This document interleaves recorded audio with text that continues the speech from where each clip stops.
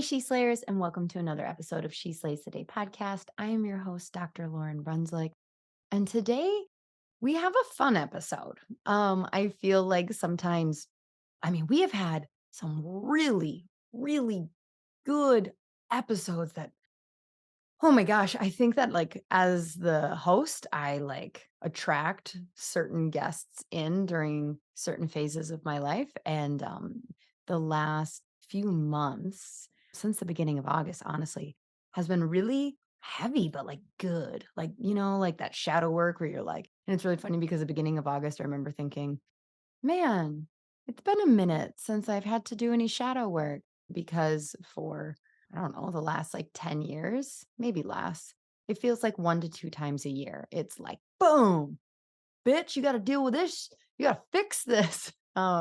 And so I was like in August, maybe that means I've cleared all my shadows. Is that how we're supposed to say it? I fixed all my shit, is another way of saying it. Well, I didn't, but really good stuff.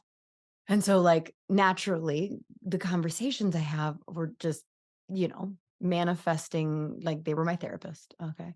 And so good, but heavy conversations and heavy topics for the last few months. So this one, still good, still very good, but lighter, people. We're going to be talking about feng shui. And I was really interested in having this guest on because she didn't want to come in and talk about the rules of setting up your living room. Although I did ask some of those, I need to understand this more. She talked about vision casting, future self view, and how feng shui can help with business growth. And I was like, what? What? Okay, let's talk. Okay. So yeah, so it's real good. Announcement. We are going to be, so I took the summer off of advertising associate ads. You may or may not have noticed. If you did notice, thanks for paying attention, you stalker. But it was just a lot of work. And I wasn't sure what I wanted to do with it. But throughout the summer, I've had quite a few people reach out, and I didn't realize how many people were actually looking. Okay, I take that back. I could see in the metrics how many people were looking at them because they get around 4,000 to 6,000 different touch points for people. And I was like, oh, sweet, that's cool. But I didn't realize that people actually enjoyed seeing them. So I've sat with it. I now have a VA as well from the Philippines. Her name is Monica, and she's wonderful. VA are a lot of work. I just want to say that. She's gonna get better and better. The first month or two feels like a lot of work because you just have there's so much training, and I didn't have a VA training manual, but I feel like it's just like CAs where if I need to hire on another one, I'll do it better, faster. But now I don't necessarily need to be the one taking information from jot forms and putting them on Canvas slides. And so I'm excited to just be able to share this with people. So go to the link in my Instagram bio, and there will be a link there that says advertise your associate job. And if it's not there, it's because goddamn Monica hasn't finished it yet. Just kidding, Monica. She doesn't listen to the podcast. Actually, I don't know that. She might. No, it's just because my personality is to talk about something before it's actually done. So as I'm recording, it's Tuesday, and I told her yesterday, her and Kirby, hey, all right, so I've thought it through, and this is what I'm going to do. So let's make it happen as soon as possible. So if it's not there, just check back. It'll be there as quick as possible because I've got people working on it. Thank you. Okay, so I was just at the WDC event. They happen every other year. Don't tell them this, but I could totally see myself being a part of that organization someday. Probably not till I'm an empty nester. I am a part of it, but it's such a program or group that is so dear to my heart, obviously. Female chiropractors. And they're such good people. Oh my gosh, such good people. I would have to get like in politics a little bit. Not that they're like it's just an organization, right? Like, and once you're like out there and you're a nonprofit within the chiropractic world, like, I don't know, you just gotta like start dealing with bigger people. Whereas like I just get to be in my little bubble right now. Of like, maybe you've heard of me, maybe you haven't. It's okay. But great event. I don't know where it'll be in 2 years, but it'll happen again in 2025. I may have had a few Negronis with Dr. Tamara McIntyre and told him that next time I want to be on the main stage, not a side stage. Oh my God. Lauren, like for real. It's not my fault. I blame Dr. Mac. But yeah, they laughed. They said, "Yes. Yes, you should be." I'm like, "Okay, yay. My Enneagram 3 needs to feel important, which so put me on the main stage." Um, I'd go even if I wasn't. But you should go, and thank you to every single one of you who was there, who came up and got a picture with me or like said nice things to me. I love meeting you in person. And you're all so good because even if we've like met before or talked a lot through messages, you know that I have facial blindness and don't remember names. And so you come up and you're just like, you probably don't remember me. And I'm like looking at name tags and I'm like, I know that name. Think I know that name. And I'm like trying to put their Instagram picture with that. And so thank you to everyone that came up and everyone that came to my talk and said nice things. It was a really nice opportunity to get so many things, I don't want to say off my heart, that things that are on my heart in the last year into the profession. That's how we want to say it. Okay, today. Okay, so Daniela, okay, how do I say her last name? I believe it's Saponjic. Mhm. Yes. Yeah, we're gonna say that's what it is. But I know her name is Daniela, is a respected feng shui and space healing master with 20 plus years of experience. As the founder and CEO of Unfolding Space, she empowers aspiring practitioners to create harmonious spaces using their intuition. Guiding high level business owners, Daniela surpasses traditional strategies to unlock their full potential with feng shui principles. Her transformative approach and unwavering passion leave a lasting legacy of harmony and fulfillment in the individuals. Man, way to like, I was almost to the end and then I just like fricked it up. Okay, we'll read that last sentence again. Her transformative approach and unwavering passion leave a lasting legacy of harmony and fulfillment in individuals and spaces. Are bios awkward for you guys? Like when I'm reading them, like, I'm like, I'll sit here, I'll wait. What do you think? No, because like I hate when I like stumble or I read, say it wrong, and then I'm like, oh, embarrassed that you caught me reading. But like, obviously, I'm reading a bio.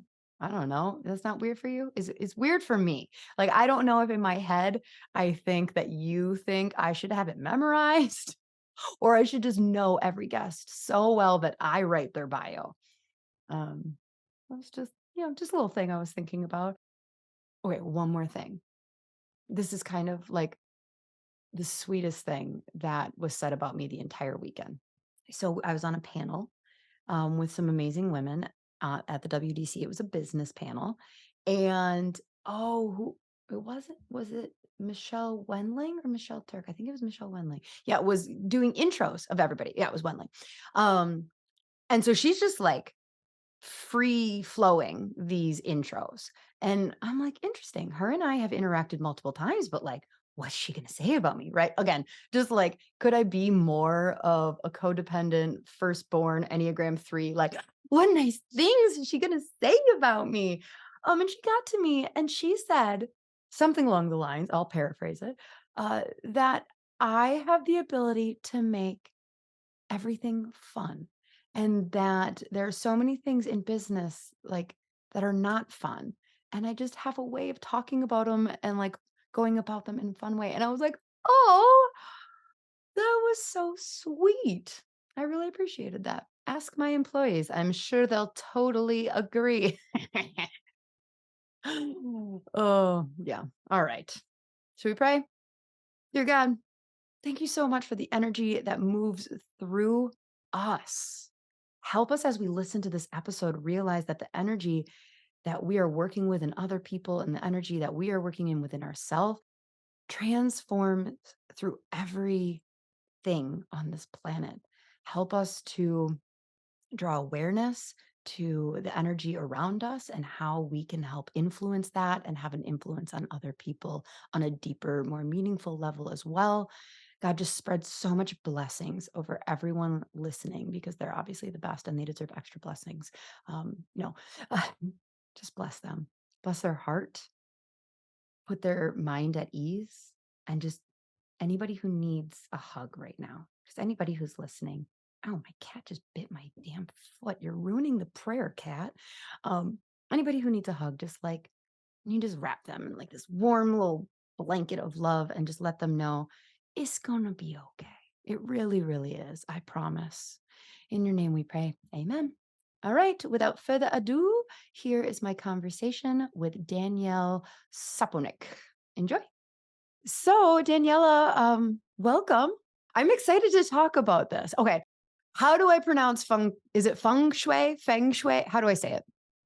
So Feng Shui is how you say it in English, Okay. and Feng Shui is how we say it in German. So Oh, okay. So it's going to be like this battle for me the entire episode. I don't think you'll understand this, but okay.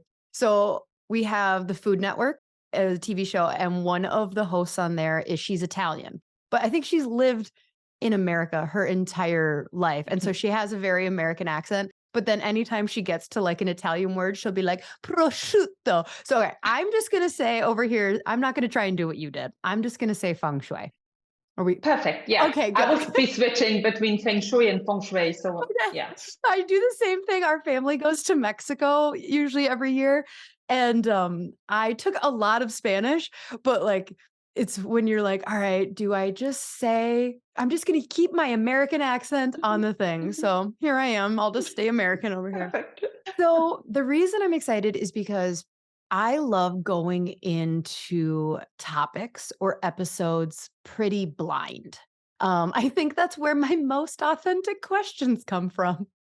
Perfect. So I really don't know much about feng shui when, I came across, you specifically talk about it with businesses and giving businesses an advantage. And I think that's where I was like, okay, I've never really given it much thought before, but now I'm like, okay, so can we start at the beginning? Where does feng shui come from? I think it's like an ancient energy thing of Yes. arranging furniture. That is literally the extent. So what more is it than that? Okay. So there are different, like how you can see it. So for me, Feng Shui is a philosophy of life, and it's based in our space. So while meditation takes care of your mind and your body also, the Feng Shui is about the space, and the space taking care of you, of your body, of your business, of your success. So this is how I explain Feng Shui for myself, but it's 5,000 years old. It's rooted in the Taoistic philosophy of life, and it comes from China, from Asia. And it's, in fact, it's all about qi. It's all about the life force energy, how it's flowing, what's the quality of the life force energy, and how can we use and create a flow of this energy so that it's supportive in our lives and businesses. Okay. So when you're talking about the flow of energy, so as chiropractors, we're like, yeah, we're there. Is this like chakras or like where I'm assuming it's a different because it's from China and I don't think China goes into chakras, but like what can you talk more about the flow of the energy, where that's coming from? Yeah. So are you familiar with acupuncture? Yeah. Yeah. So Feng Shui is acupuncture for space, right? So you do acupuncture when your energy flows is somewhere stuck. So the needles are helping to release the blockage so that the qi in our body can flow. So we are balanced. And Feng Shui, we use Feng Shui principles to take care of the qi flow in the space because it gets stuck by clutter, by unauspicious like forms of space, of rooms, like how the furniture is arranged. it can all create blockages in the space. And since we see the space also as a body, and when the chi flow, I just give you an example. If we have a door window line, so you open the front door and you just see the garden, the backyard. It's like the chi is just shooting through the space. So for me, it's like having a diarrhea, right? You Oh, eat that's and not everything good. gets out of you, and you're like, no, it's not good. Oh, So what shit. is happening there in the space is like the chi is just flowing through your space, and it doesn't stay in your space so that you are nurtured, right? So you want to open the door and See? block the chi in, Yes, right. but you want flow, but you don't want it to You flow want out. flow. Right. You don't want to, that's about, this is how you guide the chi through the space. So you create chi attraction points. You like what the nature has done with our bodies. When you breathe in, the oxygen is going to your lungs, and then the body does the rest. And when we build houses, it's like we don't have this knowledge anymore. So we look like, oh, we put the windows in the south because there you get the brightest sun. We don't put windows here. So this is how we build homes. And this is in Feng Shui, it's like, okay, let's see, how can we keep the chi in the space? And then we arrange the windows and the doors and the rooms and everything. Okay. Can you start with some of the most basic principles? Let's start with building your buy-in. Like, so you're not a part of creating where the windows Mhm. and doors go. So can we start with some of those principles? And then we can go into like people who are building some of the principles that they can use with windows and doors. The thing is, it's when you understand the principle, no matter if you are building a home or you are owning and just like wanting to bring in feng shui in it, the principles are the same. So she is like a child. It's curious, it flows where it's beautiful, bright, nice, and it won't go into the space where it's cluttered and dark and feels somehow like off. It doesn't feel good. So this is the places where the chi will avoid. So when you look at your home, and I have this beautiful butterfly exercise, very, very simple. I even think I have it in the resources, which I'm going to share with your audience. It's imagining you're a butterfly and you're flying through your space. And the butterfly is just flying where it's, as I said, it's bright and beautiful, and it avoids places where it's dark. So if you transform into a butterfly and imagine flying through your home, and just like sensing where is the butterfly flowing, where it's staying, where it's avoiding, then you get a very good sense of how the chi flow in your home is. So if you open the door and your butterfly flies in and flies straight out to the back door, there is like not enough like chi attraction points so that the butterfly will fly through the whole space. Can you relate Okay. to this? Okay, so I'm in my head picturing a butterfly going through my house, but Mhm. like how does the average person do they just innately can they innately in their mind think of where the butterfly would go and not go? So I created a small meditation for this. This is Okay. why I want to put it into the resources, because it's about detaching from your mind and really going into your feeling. Because usually after this exercise, uh, the people tell me they're like, I knew this place was like I knew Mhm. it, but my mind was going, well, but it's okay. It's nice. Like I don't understand, but your body knows. Like it doesn't feel so. Listening more to the information you're feeling and your body is giving you, and this is going to help you really, really tune into the energy and into the chi, and then also really realize where you need to create chi attraction points. And I will talk about this too. I think basically what I want to say is that instead of giving you a set of rules here which are going to really flow like you will go into the set of rules with your mind, and this is not how feng shui is done. Oh, because It's that's like literally what I think of exactly is like this has to face south, this has to be here, and that's not. there are of course there are many principles. It's so advanced, so sometimes it's confusing, but if you want to start out with feng shui, just don't go into your mind, don't work on rules, but start first to feel your space. Like when you close your eyes, and you breathe in and you breathe out and you imagine your energy, like your aura, like going into your space, like filling the space up, connecting with your space. For me, every space has a soul. So the first steps in Feng Shui is, let me connect to the soul of my space. Let me connect to the environment. Let me acknowledge my home or my office for giving me the space to grow, for giving me the space to unfold, just going into gratitude. And then when you connect with the energy of the space, you start sensing their energy needs to flow, where you need to do some tweaks, how to align your home with your own energy.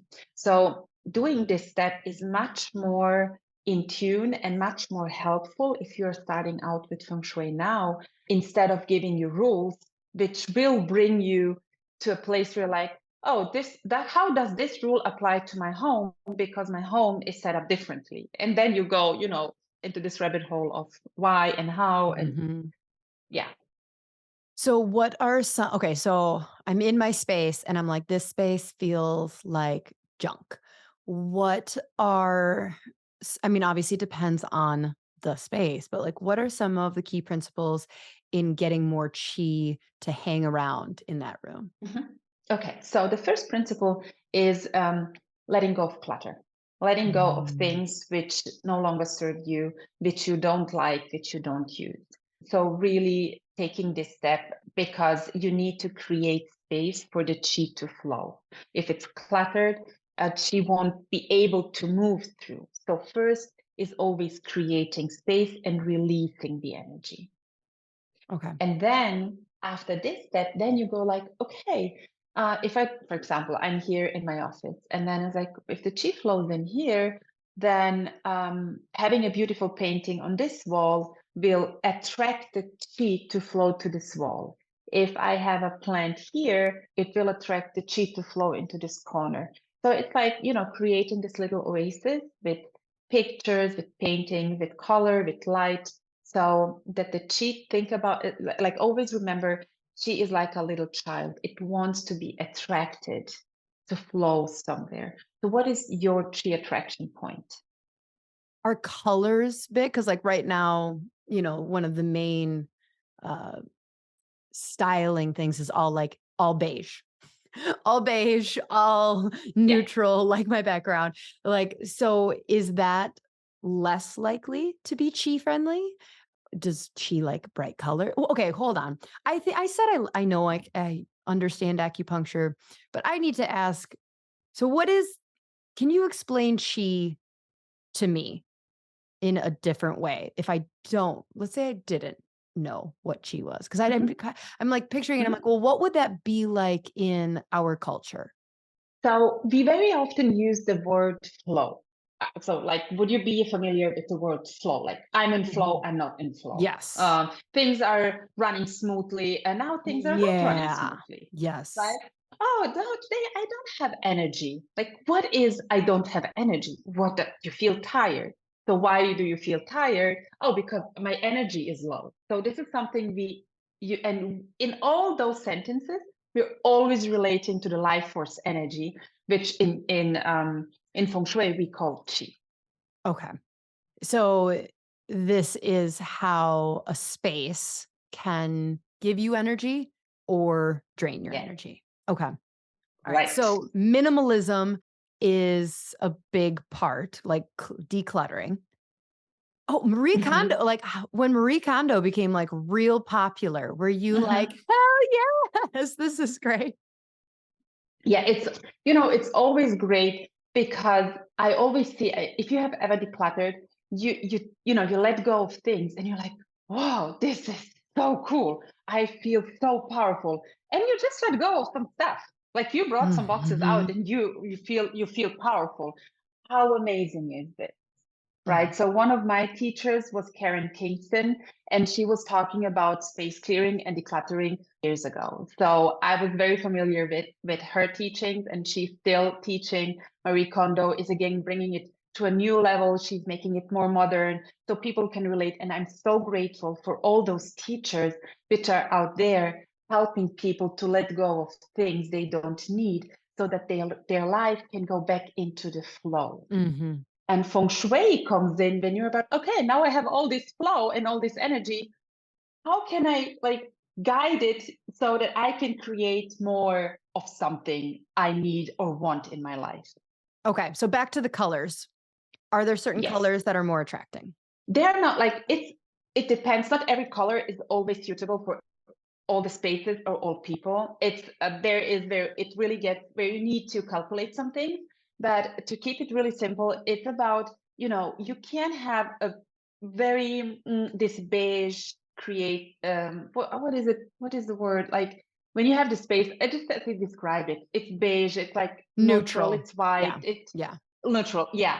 So I always say the example, if you have a red bowl and everything is neutral, and you take the red bowl of fruits and put it somewhere on the table, it will be like shining bright. It doesn't have to be a red room. It doesn't have to be all in bright colors. It's about creating this, colors. I always call them attraction points. It's like just take one thing which is really powerful, and then you enter the space and it catches your attention. And the moment it catches your attention, that's how the chi is flowing, because chi follows your energy, your attention. Are plants like they just seem like they would be giving a lot of chi? Absolutely. Yeah, absolutely. Yeah. Yeah. Okay, so we've got colors, we've got plants, we've got lights, we've got declutter. Um, Hmm. what about like right angles versus like perpendicular versus at 45-degree angles, like arranging furniture, rugs, things like that? Does that contribute Hmm. also? Yeah, it's, when you have, for example, a area where you have a rug in sitting area, and then you have on the other side you have another sitting area with a rug. So these areas they are like oases, and the chi is flowing between them, right? So it's kind of arranging furniture so that they are again, what is the word in English? Like they are their own areas. They become their own oasis in the space where we are living. And we also have how the people are moving through the space. If there are certain areas of your home where you love to stay, where the family is gathering, it's a chi attraction point. It's more of an attraction there than a place which you just use like once a year on Christmas, and other than that, it's like just like being there. So that it doesn't matter how beautiful it is and how many colors it has, but the humans are the ones who are really putting life into your space. So using your home and every corner of it keeps the energy alive. What about the materials used to make the furniture? Mhm. How Mhm. much does it matter that the rug is, I don't know, ethically sourced versus like I got it off Wayfair for $41? Mhm. I know. Oh, such an important question. Humans leave traces. So if you have something which is made with joy and what is the word? Like let's keep it with joy and acknowledgement, and with good, let's say good Intention. energy of intention. Thank you. It has of course it brings another vibration frequency into your home than the other one. So Mhm. it does have something, there is something around this definitely. And I feel that everyone needs to know what am I paying attention to. So of course, if you have silk, if you are wearing silk, it's a different feeling for your body than I always say, if you wear plastic. It's like, Mm. if you have clothes made of artificial materials. So then we go into frequencies, Mhm. right? Like what kind of energy is radiating from this rug, from this sofa, from this picture, from this painting? And this is also very, very important. And everybody can decide how far do I want to go in this process. Can I just are you familiar with saging? Can I buy Oh the my cheap God, yes. thing and then sage it? Because sage is like $7. Okay, how does sage or like burning Palo Santo or even incense, like how does that affect an area? Yeah. It's for me, the blessing you give. So where attention goes, energy flows. So just going and saging the area, like, oh, let's put some smoke in it.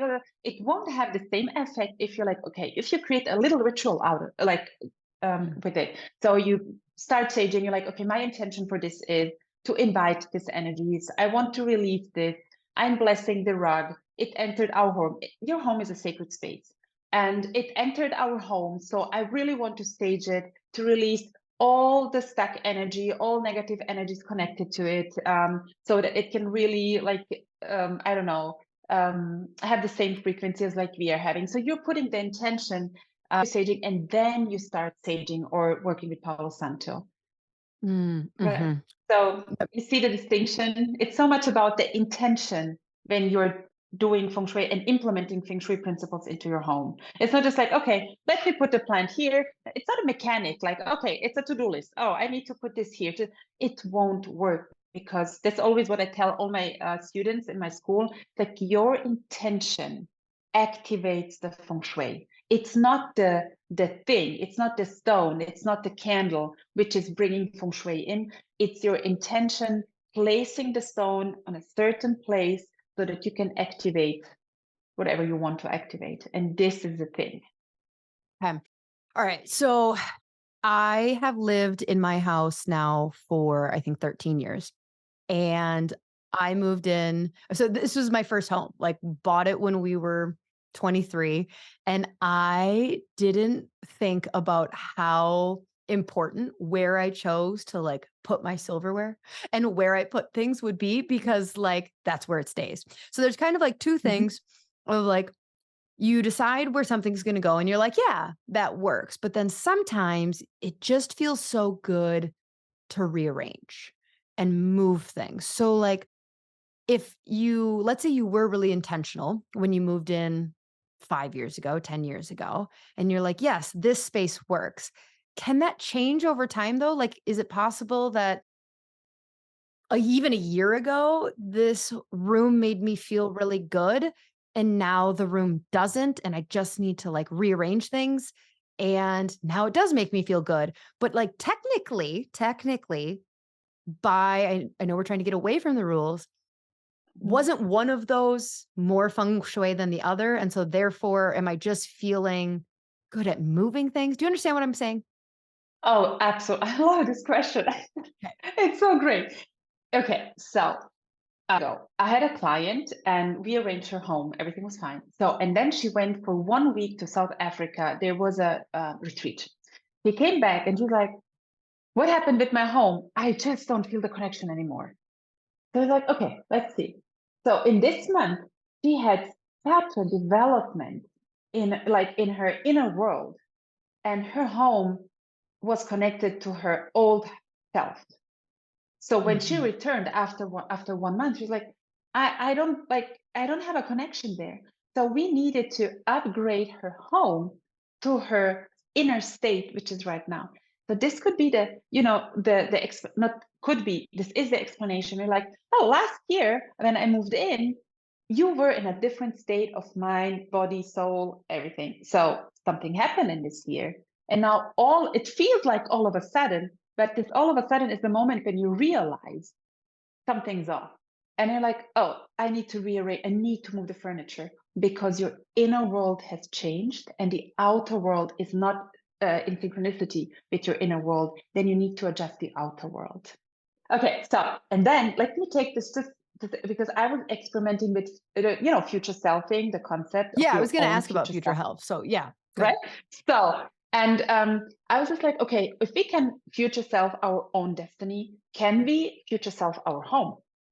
So, if I think about, okay, where do I want to be next year or next 5 years or whatever, how would my home feel like? What are the silverware I'm going to use? What are the glasses I'm going to use? What is it? And then future self in your home for me means you don't need to renovate, you don't need to move to a fancy home, which you can maybe afford right Mm, now. But it's about how can I bring these little items which are reminding me of the woman I want, the businesswoman or whatever I want to be in 5 years. So it's like the power of manifestation, but like in your house. Okay, but then how do you, so future me, all right. So here's what I was going to interrupt you about, but I'm glad. So th- this is going to sound really dumb, but it's not, you're not going to think it's dumb. So we have this couch Okay. and I loved this couch when we bought it. And now I hate this couch. It like this cushion doesn't stick in place and it always moves and it creates, we always joke about like someone fell in the butthole because you're like sitting in between cushions. And I've asked my husband, like, I just want to buy a new couch. So I was like saying this, and he's like, we were getting a puppy. And he's like, because the couch we want to get is like leather. And he's like, we should not buy a couch when we're getting this puppy. And I'm like, okay, okay, okay. Well, I've noticed that was like a year ago when we got, they had to go through the puppy stage. Now my brain has gone to when do we get to move into a lake home? So I hate this couch.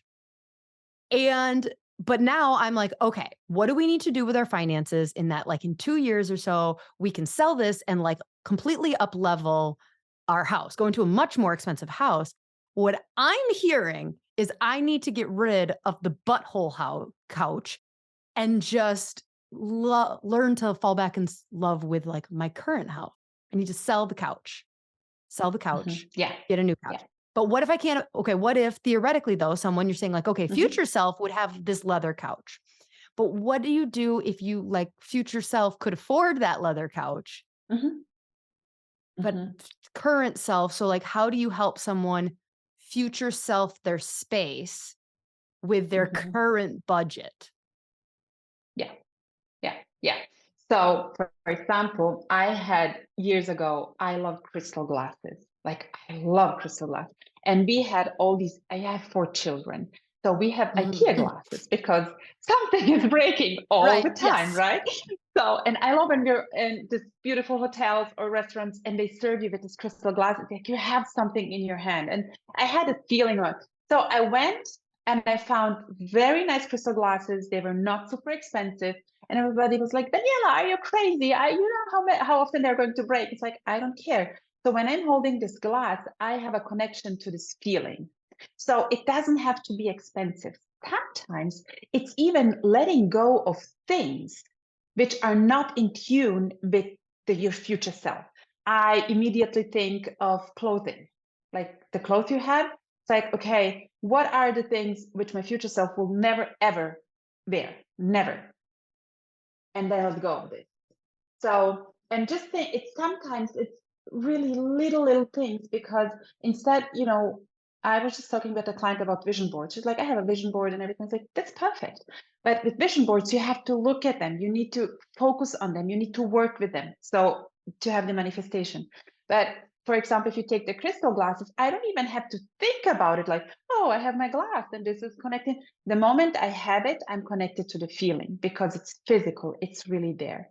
So if your budget is tight at the moment, it's like, how can I do it? Then choose the easiest thing you can do, no matter how big or small it is, and just take the first step. And it can be even a pen. It doesn't matter. Okay, so let's take this into now that I feel like I have a very basic understanding. Let's take this into business. So you were in corporate America, right? Like how did you get into this world of feng shui? Oh, okay. So I studied economics at the University of Applied Science.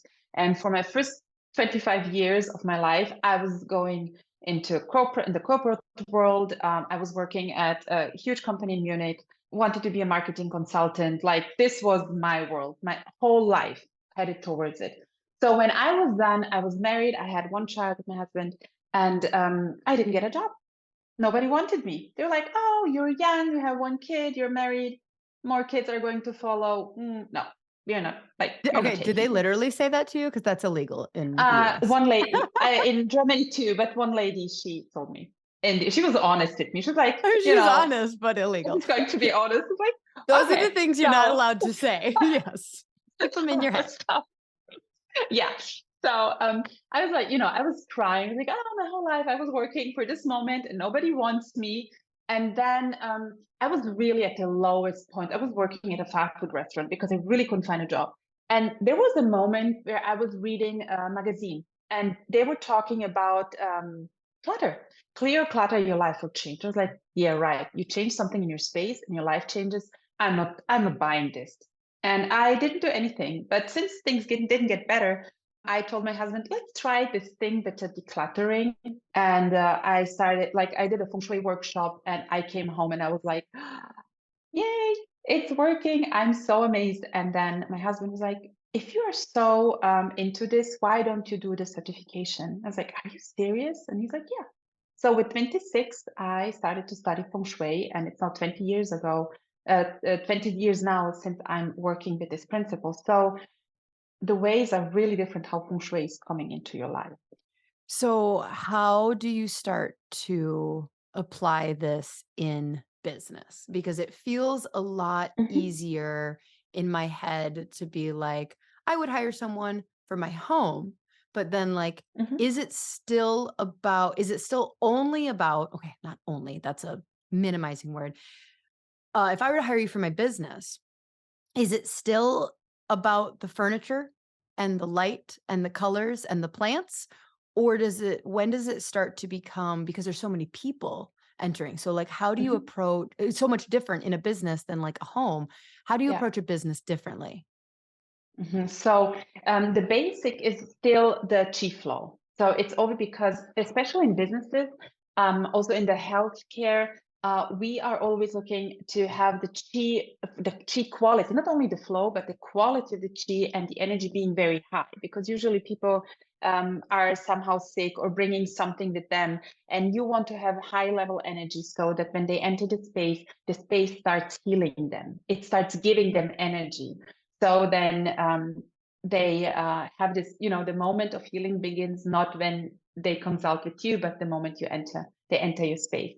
So it's really about in offices, it's very strategic. It's like there is a CEO sitting, there is a CFO sitting. How are they aligned? So it's feng shui in the business world is very very strategic also, and it's used by many Asian, also not even Asian. I mean, if you Google businesses practicing feng shui, you would be amazed how many well-known businesses, big corporate corporations are using feng shui in their for their space.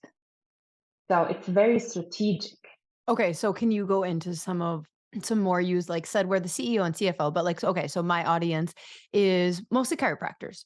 So Mhm, and a lot of chiropractors who see families and kids. So I'm picturing, not ironically, I'm picturing like anytime I've gone to get acupuncture and I walk in and the space is like quiet and there's usually like some kind of like water feature and there's like a little lamp thing and there's like a plant and there's like peaceful music going, and I'm just like, "Oh, this feels nice." mhm, But my space sees kids with behavior issues, parents that are like swinging in quick after school, in between school and practice. So mhm, there's mhm, the ideal. I can imagine like, oh, that would be a nice office space mhm, if I were an mhm, acupuncturist. But for a very busy clinic that sees kids and, mhm, again, though, I love this idea of like, yeah, I've walked into chiropractic clinics before that I'm just like, ew. Like, there's more happening in a clinic than just like the adjustment is great. And the chiropractors are like, yes, the chiropractic adjustment is mhm, where a majority of that healing should come from. But I'm hearing what you're saying, going like, yeah, when you walk into the space, you call it the space healing fusion, right? Like you just walk mhm. in and you're like, ew, like these chairs are old. There's literally a guy in our town. I don't think he listens to podcasts, so I can say this, but he has deer, like, I don't know if this was a trend in Europe, but they took like wallpaper that was only like, 6 or 8 inches and they put it around the molding of like a ceiling. And it's like deer and hunting scenes. And I'm like, what the heck was this space created for? So, how do you, what would be your recommendations to like really get that space healing fusion going for a busy practice with kids coming and yeah. Okay, so the first thing is to take out really very bright colors to like What? yeah, because just imagine I had a lady, she was working with kids which were I don't know how is it said in English. So they needed special attention, special Yep. care after school. So and they had orange and red and all these bright colors. And she was like, when she started the certification with me, she's like, "Oh, I'm so tired. They're so hard to grasp. Like, oh, I don't know." And then she started to study Feng Shui. And she's like, okay, once she came, she's like, you know what I did? I took out all the orange and I rearranged the desks where they're doing their homework so that they're not sitting with their backs to the door. Like she did a very simple thing. She didn't buy anything. And she's like, it was very interesting that only through calming the young energy, like the active, overactive energy. So you said parents are rushing in, the kids are. So just imagine having only colors. We're not talking about creating some beautiful space with some stuff, fountain or something. Just like bring calming the space down through colors, through the things you have already. You need to have chairs. You need to have like color, some kind. You can have a wall color which is maybe brown and so, and even through this, people will enter, they're like, oh, not so much distraction.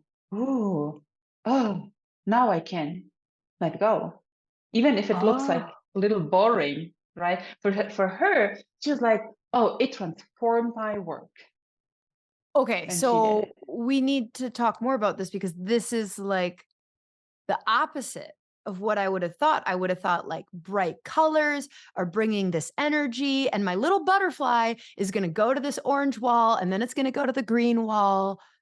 But Mhm. does this have to do with the fact that people are hyper stimulated? And so they're coming into your space. Yeah. So why the neutral with one red bowl versus a Mhm. red wall and an orange wall and a green wall? So it always depends what you want to achieve. What is your goal? What kind of energy do you want to have in your space, in your clinic when people enter? So if you experience they are like all over the place because their everyday is so busy, then you want to calm them down to give them this 20 minutes of peace, no distraction, no like blinking colors or something. It's always the question, what is your goal? If you want to activate people, if they are too calm and you're like, oh, I need to give them a little bit more fire, then yes, please, let's use some red, let's use some orange, let's use some like green, for example, a green color. You have this bright green, but you have also a very calm green. So of course you can use colors, but more in a yin, like more in a calm um, color and not in this bright, yeah, bright one. Okay, so you're talking about, what is your goal? So when you start working with a business, how do you approach like what kind of information do you get from them about their goals and aspirations before Mhm. helping them set up their space? Mhm. So I really, really dive deep. What are the expectations from the consultation, but what are they coping with? What are their desires? What do they wish for the patients or for the clients? So I really go into this, and then I look at the space, and I'm like, okay, this is what they want to achieve, and this is what the space is telling me. And then the feng shui I align the space with the feng shui principles with their needs. And then it creates synchronicity. And then we change the frequency. So for example, sometimes businesses even change, the clients change because the frequency of the business has changed, the frequency of the space has changed, and it's attracting different clients. And my clients, they were like, oh, why do always the same people come? And I would love those to invite into my business, but somehow they're like not connecting to me or they're not seeing me. Well, because the space is having another different frequency. So we need to align the visions with the energy of the space. Is there something, because we've talked about like intention. So first of all, like I go like, all right, basically what I heard you say was future self, except if you were a clinic that saw those people you wanted to see, what would your clinic look like? Right? Like you're kind of like future selfing Mhm. your business by being like, would the people you want to see come to this business? Because I think that's a different exercise of just like, oh, I don't know that they would. Well, why not? Like, well, Mhm. they Mhm. what would the clinic they go to look like? But Mhm. then can you, so often I feel like you're in this space and we just, we put so much intention in the move in part. And then it just feels meh. And so, like, is Mhm. there how do you get someone to realize like they just need to re-put intention back into that space? Is it remodeling? Is it, just rearranging furniture? Like what kind of conversations do you have with someone who you're Mhm. just like, I think you're just bored in practice too. Like that's something I'll see of like, you've been in practice in the same space for 10 years. And it's like, maybe just throw some paint on a wall and like, see what that Mhm. energy does. Mhm. Yeah. Yeah, because when I always say the how we feel and what we think is always mirrored in the space. So you can start changing your life by going to a coach or a life coach, and you can work internally, but you can also start this process by changing the space, like changing. Just as you said, well, if you are bored, okay, let's see. If you internally don't know what the next step is, okay, let's start changing your space. Let's see, like what's not in. Like I really go. I ask them because how often do you take time to really look at your space? Because everything's just so normal. It's Mhm. just like everyday thing. You don't even see what is surrounding you. And then through our work, through the conversation, they're like, oh my God, I didn't realize that this picture is still hanging here. I don't even see it anymore because it's been there for 10 years. Mhm. So that it's really funny you said picture because it reminds me of this chiropractor that I was coaching, and we were doing a Zoom call, and she was in her office, and she listens to the podcast, so she knows who she is, and I love her. But she had taken over her dad's practice, and we were working through some of her dad had this building, he owns a building, had had a practice there for decades, and she took over, and we were talking through staffing things and just like business issues, nothing to do with like I don't like the carpeting here, nothing to do with that, like and I said like I'm so sorry, I am distracted by what you're saying, this is like the second or third call, and I'm like, is that a picture? And it's going to come back to the damn deer again. Is that a picture of a deer behind you? And she like looks, she's like, "Oh, I don't know. Oh, yeah, I guess it is." And I'm like, "Hold on. This is your office. Did you hang that picture?" She's like, "No, this was my dad's office." And I was like, "Take the picture down." And she's like, "Oh, I haven't even thought about it." I'm like, "Take the picture down." And so it's really, I feel like such an interesting example of exactly what you're saying, where it was just like, and honestly, sometimes I get a little pushy. And by the end, she hadn't taken the picture down. And I wanted to like scream at her and be like, because she wasn't getting it. She wasn't getting it that I'm like, because she wasn't complaining about her space. And she wasn't complaining either. She was like seeking for Mhm. how to take control Mhm. over her business and this. And I was like, take your dad's deer picture down. Like, go to TJ Maxx, go to Goodwill and pick out something, that you Mhm. would choose to hang and hang Mhm. it with intention there. But like, she didn't even realize there was this picture Yeah. behind her that her dad Yeah. had hung 30 years ago. And to me, like, it's kind of clicking now of like, it's not like, oh, well, if you would have just moved the deer picture to the south facing wall, that room would have had energy. And it's like, no, no, she didn't choose that. Like that wasn't for her. So, Yeah. Yeah. Yeah. okay. So kind of what are some of the biggest then like to kind of just summarize, what are some of the biggest mistakes you see people making when they're going into a space and they're like, I just need to do so. I listened to this podcast and I need to revamp the space. What are some of the mistakes that you see people make? Mhm. So I think the biggest mistake is that they don't establish a connection to the space. They're like, oh, I have a new office. Let's buy some furniture. And then you go maybe to a designer, or you just go like, oh, I need the desk can be so big. This needs to be. They don't even take the time to really look at the the space. So when you buy clothing, you go and you try it out, you look at it in different lightnings, and you're like, oh, it feels good, it doesn't, then you buy it or not. And we don't take this time when we furnish our space, or when we create the space.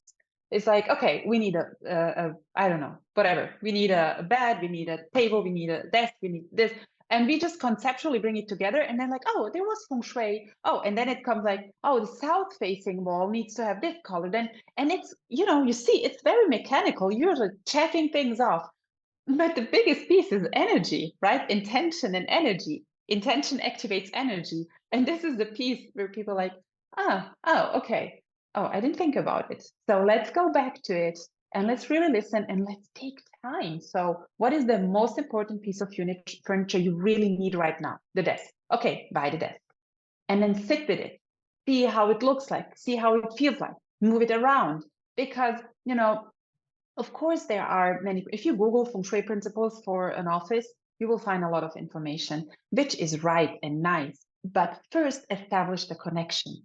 And then, when you read through all the different possibilities how to implement feng shui, you will sense which of those principles is in tune with you, and which are like, no, no, thank you. Mhm.